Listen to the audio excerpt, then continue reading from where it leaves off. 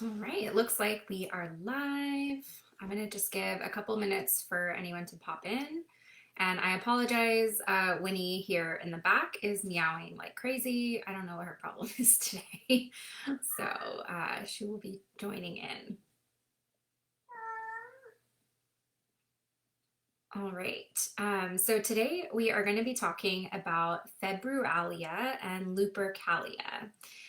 So these are two ancient festivals in February, and today is really just going to be a pretty short and sweet live, focused on just some history and ways that if you are interested in incorporating these things that you can. So there is a lot happening this time of year.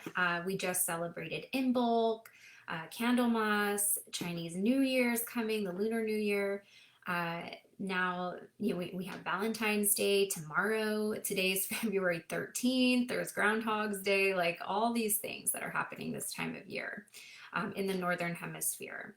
So we want to think about the seasons. And this is the time of year when everything is dying from winter. It's the death of winter. It's the death of this cycle, and it is the beginning of welcoming spring. So we're starting to see some things be born in the land. Little sprouts may be coming up. The snow is melting off. I mean, we all have slightly different climates and different things that go on throughout the season. Sorry, Winnie is very distracting. She is such a bad cat sometimes. Yeah, so we're just thinking about the seasons this time of year and everything going through. And there's some other historical celebrations that I think most of us don't really know too much about. I certainly didn't. I wanted to research some for this and just kind of expand my knowledge and share with you all. So those two ancient festivals are Februalia and Lupercalia. So we'll talk a little bit about Februalia first, and then we'll go into Lupercalia and talk about ways you can incorporate these if you are feeling it. So the first one, Februalia, this is one of the most ancient known celebrations during February, and it was the Roman festival Februalia. And this is actually where we get the name February. So, they sound very similar, and of course, that's the namesake. So Februalia is all about purification. So if you take one word to associate Februalia, it would be purification. It's taking place at the end of the Roman year, and this goes along also with the wheel of the year, the zodiac seasons, that refreshes with Aries coming in at the spring equinox. So we're almost there. And this festival actually spans the entire month, but there was a significant focus around the middle of the month, which is right now. So February, it is a short month. We've got 28 days, so 14 is kind of like right on the money for that. And to know a little bit more about the Roman calendar, originally they only had 10 months. So they counted the 10 months between March and December, and they disregarded essentially these dead months, right, of January and February. So later it was added, those 2 months were added into the equation. So they came in at a later date.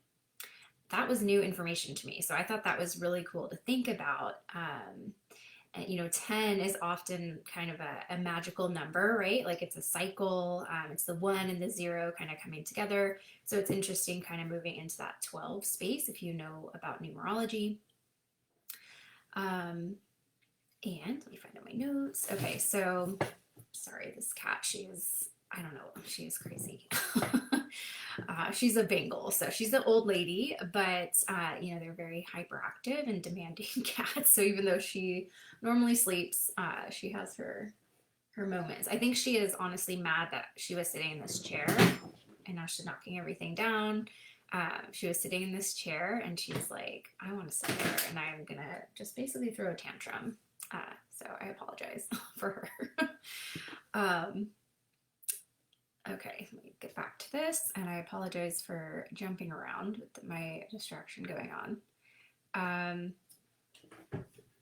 So they added those back in, and when they did, March 1st was considered the first day of the year. So February was dedicated to Februs. I believe that's how you say it, Februs. And this is a god not too unlike Pluto, because it was the month in Rome, which was purified by making offerings and sacrifices to the god of the dead. Um, so this festival is really kind of, it's this purification, it's the death, and so it really does honor a lot of the underworld types of gods. So this festival really is a chance to honor the gods associated with death and for people to purify themselves to prepare for the coming year. A lot of times it was really hard to survive winter as well. So if you made it to this point, you would want to thank the gods of the dead for not taking you, and also to, purify yourself for the coming season, and knowing that abundance is kind of on the way with harvests and things like that. So with your witchcraft, it's a really great time to focus on this purification rite, doing a lot of cleansing. And I actually think this time of year is really the best time to focus on spring cleaning, purifying your home. I think it's better to do it now than a little bit later. And where I live in Southern California, it is spring already, so definitely feel that energy coming through.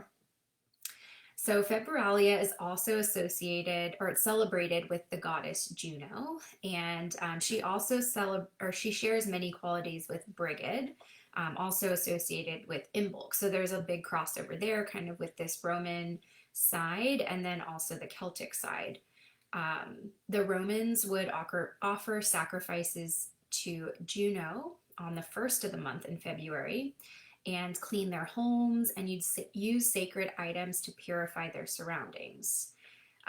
So, this holiday is really focused on the kind of celebrating the gods of the dead, but also bringing in this new purification. And so we would often use some of these goddesses to do that. Fire is a major method of purification. It goes through, these alchemical processes. It burns things off, it kills disease. There's so many things that, the ancients would use fire for. So Februalia eventually really became associated with Vesta in time. So she's a hearth goddess, and this all really intertwines quite a bit. So that is a little bit about Februalia.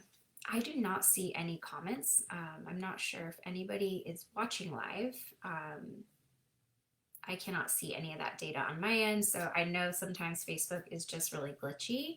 So if you're here and putting in comments, I am sorry, I do not see them, but I will be sure to respond to any comments later. So yeah, I guess I'll put some, just to get participation as well for anyone watching on the replay or live. So what do you think of Februalia now that you know a little bit about it? Go ahead and drop those comments. And again, can't see anything, but I will be sure to be responding later. All right, so let's move on to Lupercalia. So this again is an ancient Roman festival or holiday that they had, and this also was focused on purification, but it brings in a major element of fertility. So some historians believe that our romantic Valentine's Day came from this. But it is debated. A lot of people say it does, and a lot of people say it doesn't. So I don't know. You'll have to decide for yourself. And there's also a belief that it maybe came from the ancient Greek festival, the Arcadian Lykaia, Lykaia, which is associated with the wolf. So let's get into a little bit more about Lupercalia. So it is said that it would take place on February 13th, which is today, or February 15th, which at least online is what I see the most for February 15th, or on the last full moon of the Roman calendar. So there's definitely different information out there, but essentially kind of the middle of February again. So it's said that this holiday came after Februalia, at least in its current, or not current form, but in the form of Lupercalia. It may have it really developed after that, but it seems to have some ancient roots in other areas too. So it does keep a lot of the same traditions of Februalia, but it has its own distinct focus, and that's really that fertility aspect.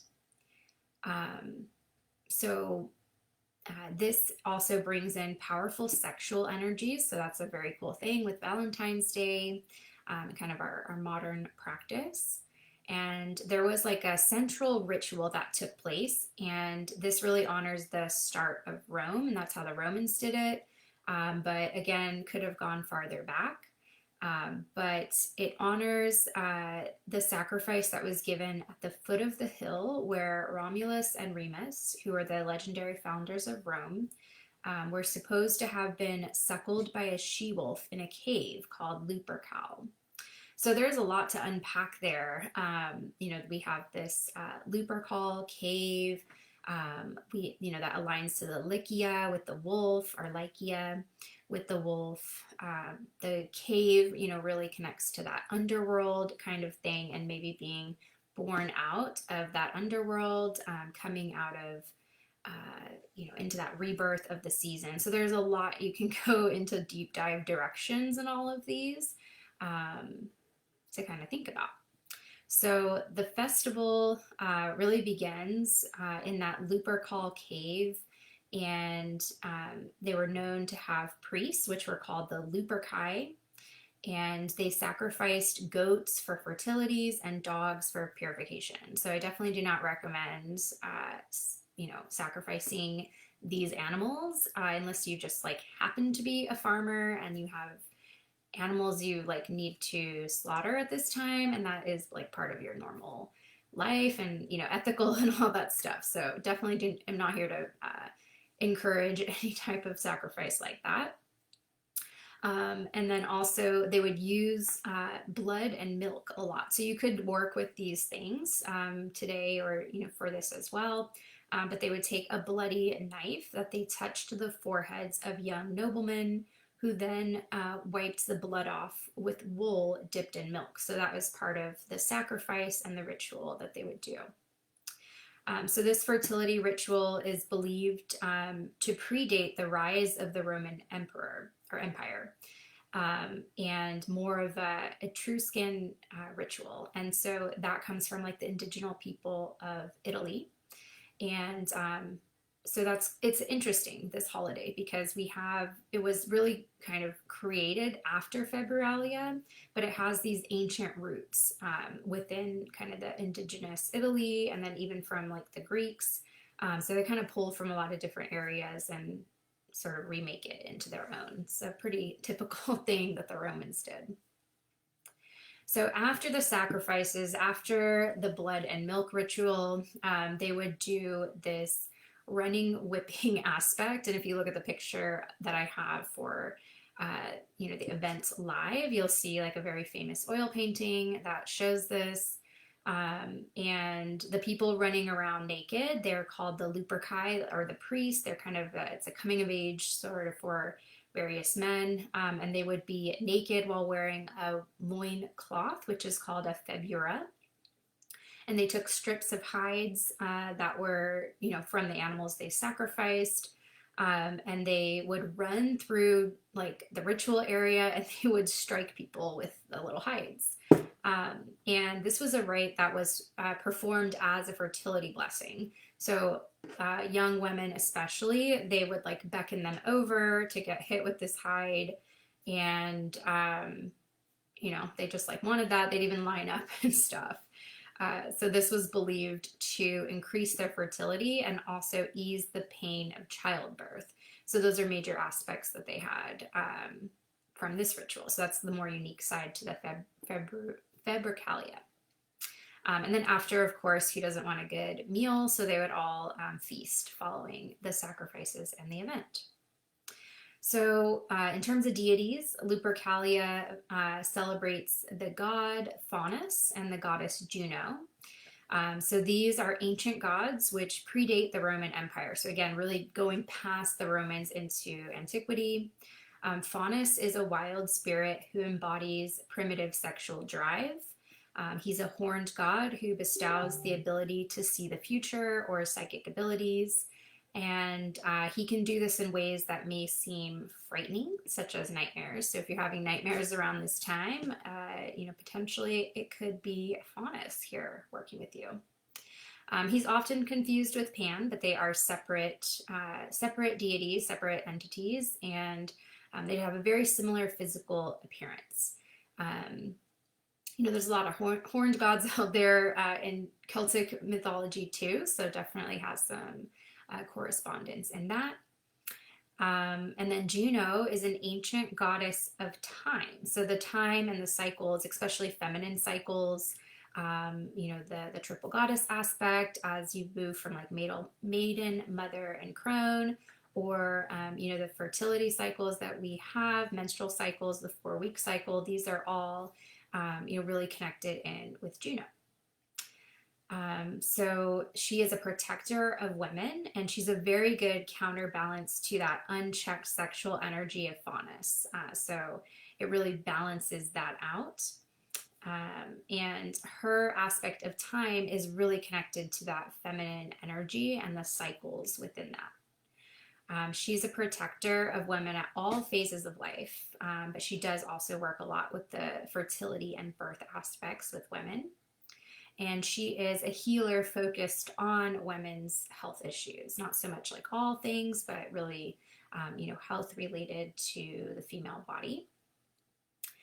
And she's tied to both of the festivals today. So moving from that Februalia, she was aligned to that. And then with the Lupercalia, she and Faunus are both celebrated in this union of the two masculine and feminine energies. All right, so again, drop some comments about what you think about Lupercalia. Now that you know a little bit about it, is there anything that speaks to you, anything that you find interesting or fascinating? Maybe you knew all this before, anything you would like to share would be great. All right, so last section for this live, this is how you can honor these holidays. So if you're feeling like, hey, I kind of relate to this, I like this, I want to bring this into my spiritual journey, how can I honor some of these energies? What I think is the kind of the best way is to really doing a purging and a cleansing. And you can do this, of course, with your own energy, your own aura, things like that, but also, of course, with your home and your hearth. So getting rid of things that you no longer want, eliminating excess stuff that's cluttering you, that's weighing you down, that's muddying things up. And this is really, in your physical life and also in your emotional and spiritual life. If you have a hard time letting things go, you can rehome it, maybe gift it to someone in need, donate it somewhere, repurpose it in some way, give it new life, use it to create some type of art, get rid of clothes that no longer fit, books you're never going to read again, household goods that just, do nothing for you. Just really cleanse that space and energy. You can honor, any of the hearth goddesses. So Vesta is very tied in. You can give offerings, really aligned to those goddesses, but here's some for Vesta. Wine, honey, milk, olive oil, or fresh fruit are all really great things that you can do if you want to honor Vesta.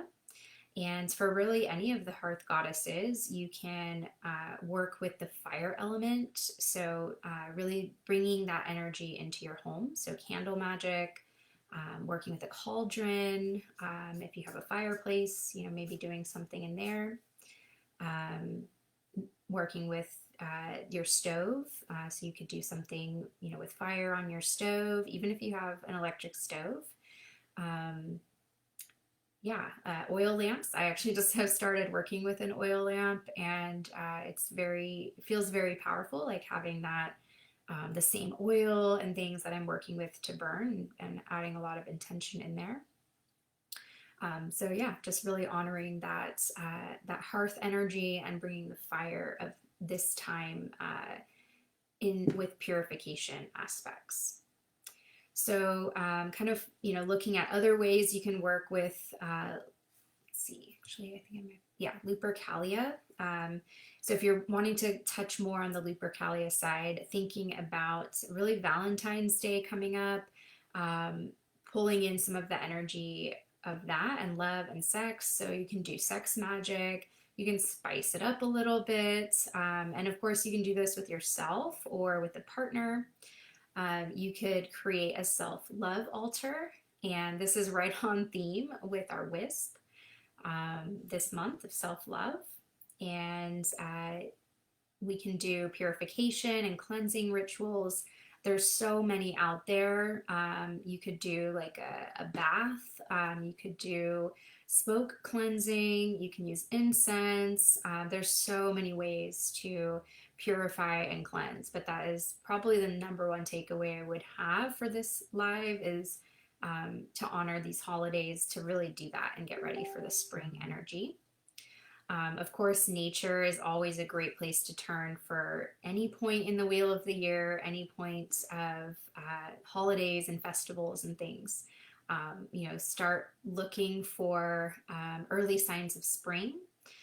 You can even, give a smoke offering to those early signs of spring, like being able to give that smoke purification to those areas within nature. You can do symbolic offerings, so using things like red ribbons, red colored foods like berries and wine, baked goods, so maybe like red velvet cake, that can really represent the traditional sacrifices. So those are great ways to work on not having like an actual sacrifice, but being able to do that. I just watched Angie's Color Live, and she was talking about, using different bottles and things. I actually have a collection of like little goblets, and so I was like, you know what? I have a red goblet. That's a great way to charge, this energy with some water. Just a lot that you can do that, doesn't require any type of sacrifice. Um, and even things like a really nice steak dinner, you could leave some of that steak, especially if you have it more rare. You could provide some of that offering on a hillside, the base of a hillside. You could provide some blood from meat that you're going to cook, or, if you have menstrual blood or anything like that, you could work with those things to provide a symbolic offering. It's not symbolic, I guess it really brings in more of the physical offering in a very ethical way. And really the purification, it can also be purification not just to yourself and nature, but you can also push that out to the community. That was a really big part of the festival, was purifying the city to ward off evil. So especially if you're in a group, that's something you could do to try to help the community that you live in, or do it on your own. That's cool too. And if you are, wanting that fertility energy, potentially, do a little smack or something with a little piece of leather or fur, and just bring in that energy coming in. But there's a lot of different fertility aspects that you can honor this time of year if you are looking for fertility. And that can be, of course, physical, but it can also be spiritual, or through different concepts and things that you're trying to create in your life. So if you have a new project or art, or anything that you're really trying to bring to life, you can really work through this energy to help bring that and develop the new life of that project or that thing that you're creating, and then give it growth. So that is it on my live. Still no comments or anything. So I will check after. I have a feeling they're probably there and I can't see them. I guess just for the participation aspect at the end of this live, my question to you is, will you practice any of these things? And if you are going to, what would they be? So that is your question that I'll be leaving you with. And thank you for watching the live. And I'll be sure, to check comments periodically on the replay. And I hope you all have a wonderful Friday 13th and the rest of the month. Bye.